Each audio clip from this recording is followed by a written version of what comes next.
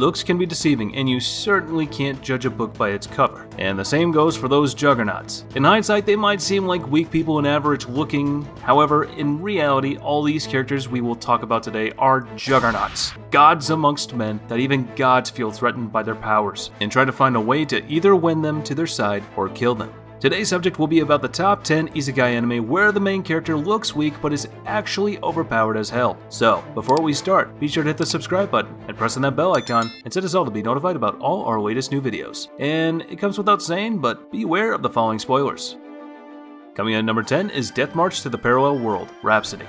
Imagine being sucked into a mishmash of games you've been debugging as a programmer. Talk about first-person testing. After being stuck to that world and before even having a tutorial to get a hand in this new environment, Sato is attacked by a huge army of lizardmen that he shatters and destroys accidentally using a meteor attack. He doesn't only just shatter an entire army of lizardmen and take their loot, oh no. He also maxes out his level on the first few seconds of being transported to this new world. I mean, if that isn't overpowered as hell, I don't know what is. It's like typing in the admin controls toggle God mode, and just like that he has access to every ability, skill, class, everything you just ask, and he will deliver. And of course, since it's an isekai, having a harem of cute girls and busty women is a given.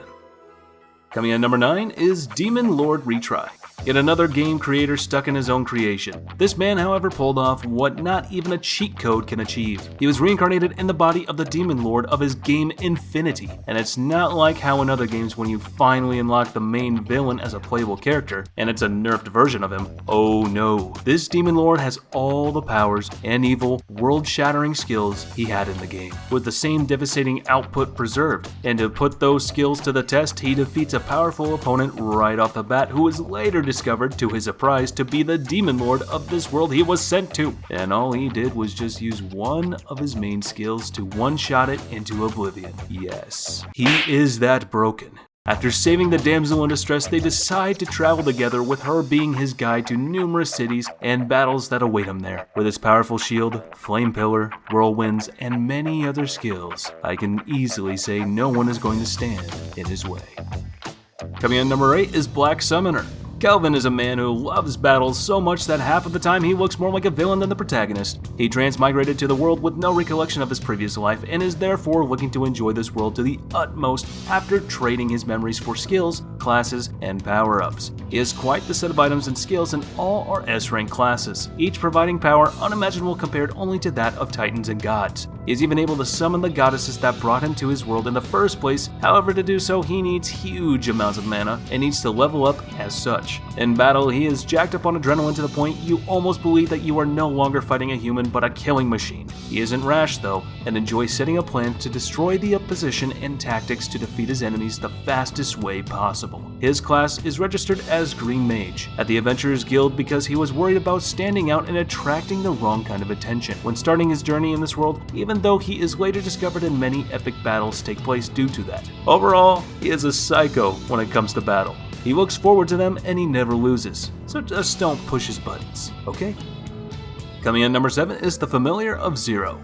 The Familiar of Zero is actually a really cool series, one of the classical isekai genre anime if you wish, that is later connected in its verse to other shows, but I digress. The show revolves around Zero and her human familiar, whom is unique to this world. Everyone was able to summon a familiar that varied from salamanders to measly frogs. However, Zero's familiar is quite fascinating, especially since he bears the legendary mark of familiars on his hand. He later on proves his strength when using a powerful talking enchanted sword to decimate another summoned familiar, proving just how powerful he is. At one point in the series, he even takes out a complete army on his own while making sure everyone else escapes to safety, giving it his all and not resting till everyone else was taken out first.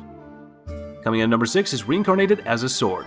Okay, screw this. Anime has gone too far with those ideas. What's next? I reincarnated into a bathroom? Please, please, please, please don't do that, Japan. Please, don't.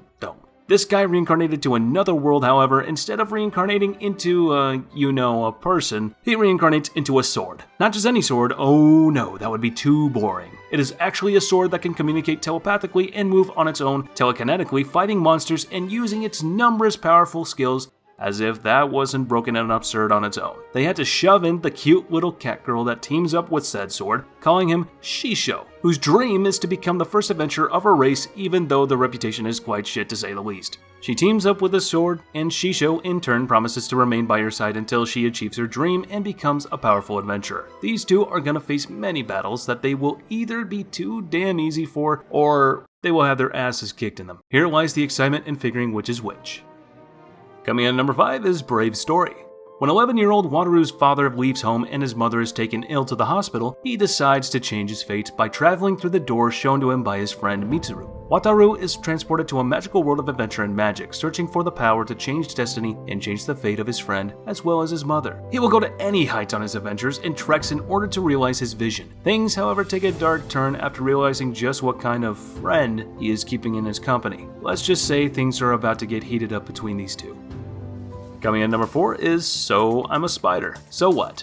Remember how I said earlier I saw it all with the sword anime? Well, in this one, a class of students dies and they all reincarnate in a new world as kings, noblemen, rich people, or powerful adventurers, and so forth. Except for this girl. She reincarnates as a freaking spider, and not just anywhere, in a dark and eerie cave. However, don't you dare make the mistake of underestimating her just for being a spider. She is powerful as hell with the abilities she has and later on gains, and her children, they're no joke either. In just 2 years, she became to be known as a man-eating god and feared by everyone that dares to try to take her on. She even took out a complete battalion solo without difficulty, and that excludes all the powerful beings and monsters she outwitted and destroyed.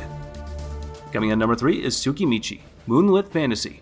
This anime has one of the coolest concepts out there, and personally I enjoyed it a lot. The main protagonist is practically treated like dirt and isn't granted a blessing by the goddess because he doesn't fit into her category in depiction of beauty. Too bad for her.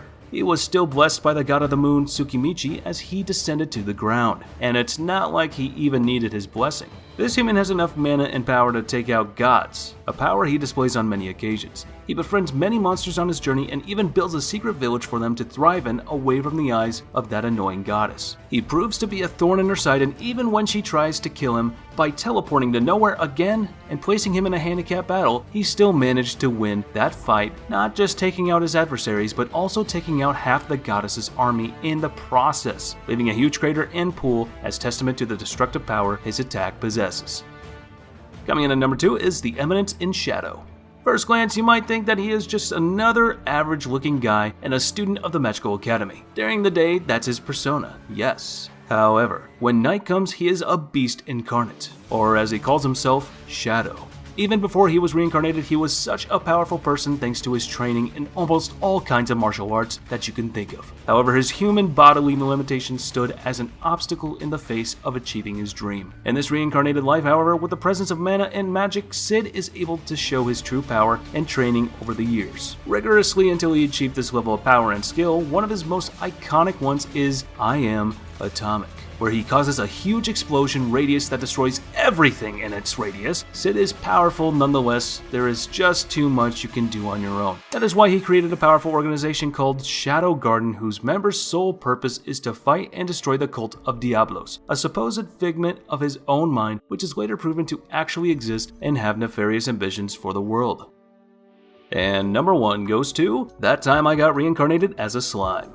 When talking about power, the last thing that will come to your mind is some slime, especially if you know your RPG slimes. Overall, are some of the weakest creatures when it comes to those games, and killing them is usually done as a part of a tutorial or something. However, in this show, the slimes are quite a broken race to say the least. In this world, they have the ability to absorb things almost infinitely and swallow even beings that are far stronger than them, which Rimuru does when he swallows up Veldora, the Disaster Dragon. Veldora was such a powerful being in that verse that when Rimuru swallowed him, Master Yoda was able to sense a disturbance in the force from the other galaxy, and the demon lords were concerned as to just how could a power signature as that of Veldora simply disappear. As if swallowing Veldora wasn't enough, Rimuru then swallows the strongest Esper to ever exist, Ifrit, the King of Fire, just as easily as he swallowed Veldora before him. And all that, mind you, was before Rimuru even got his human body or even became a demon lord, which in itself granted him immense immeasurable power that upgraded his Devour skills into Gluttony, a much powerful skill of absorption with an even wider distance, and that was just one of these skills that he possesses. I have done already many videos about just how powerful Rimuru is and his skill that he gained over the span of the series, manga, and light novel. You can check it out if you are interested with the details of how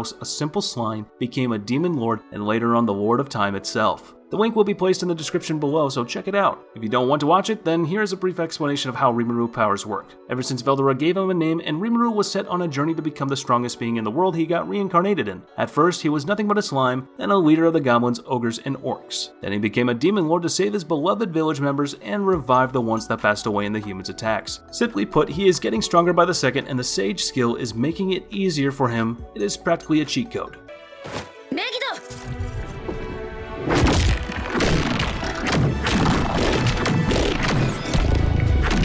And with that, we conclude our video. If you enjoyed this list, be sure to hit the subscribe button and press on that bell icon to keep yourself notified of all our latest new videos. Also, comment down below on the anime you like the most on this list, and if you're planning to watch any of them. And if you have any other suggestions, place them in the comments down below. And as for now, I'll catch you later. See you in the next one.